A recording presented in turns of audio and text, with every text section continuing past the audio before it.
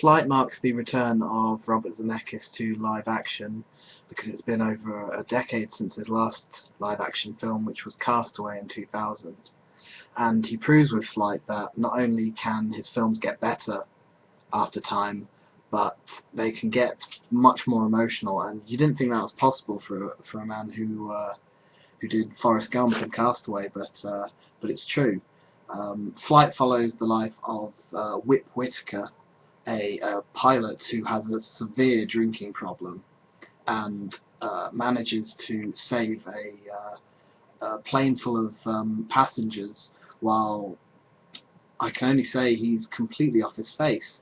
He's drunk. He's everything under the sun that involves drink and drugs, and he's not in the right state of mind to fly, and yet through some luck and skill, he's able to save almost every single passenger on his plane when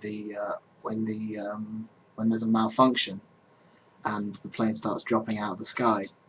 It's a very well constructed film, and the opening is outstanding because it shows in detail everything that happens during the flight and everything that he does to save them, and you're left to make your own conclusion about whether or not he was the right person to fly that plane, whether or not he should have been there.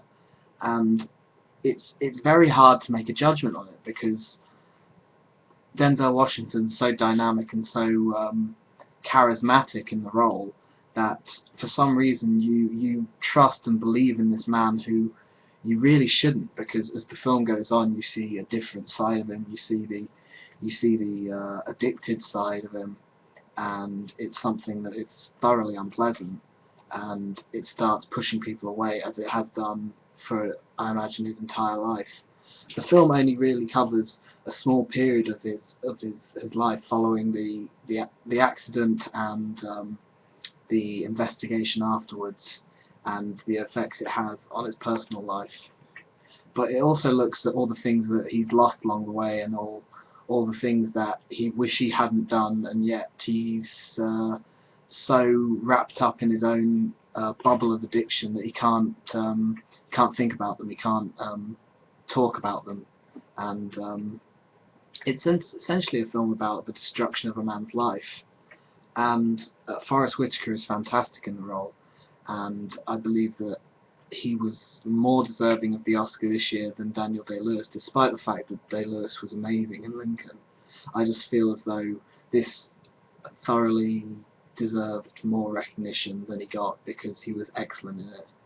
And one odd thing about the film is Zemeckis manages to fit in a load of comedy into a film that is surprisingly dark. It's it's dealing with an issue that is horrible and can destroy people's lives, and he manages to fit in some very dark humour about the issue, with the addition of John Goodman's character in the film, who essentially plays Whip's drug dealer. He supplies him with everything he needs, and there's a scene close to the end where he meets up with John Goodman, and it's just got this surreal element to it, and it's really well constructed, and it actually provides some levity to an ending that's actually quite serious.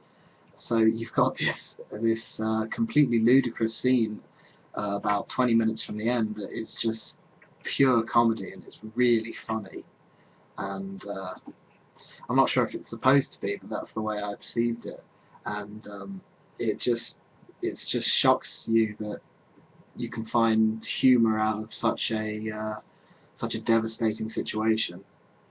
And I think that's why I believe that this is probably Zemeckis' strongest film, because not only does it manage to show a man's life so in detail, but it also manages to have a little fun with it, despite the fact that it's a dangerous road and it's a dangerous topic to talk about.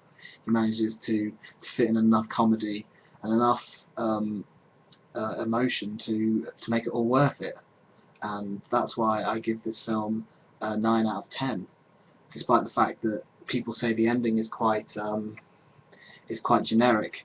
And I can see where they're coming from in a way, because the last 10 minutes sort of try to flip the story on its head.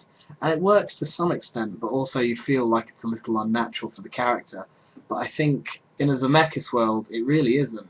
And that's why I think as a film, it actually kind of works, seeing this different side of Whip after having to put up with all his lies and other problems throughout the film.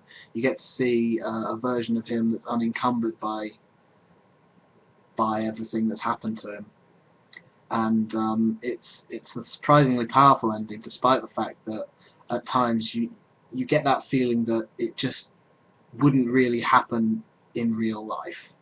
But regardless, it's still a very good ending, in my opinion. And as I said, that's why I gave it a 9 out of 10.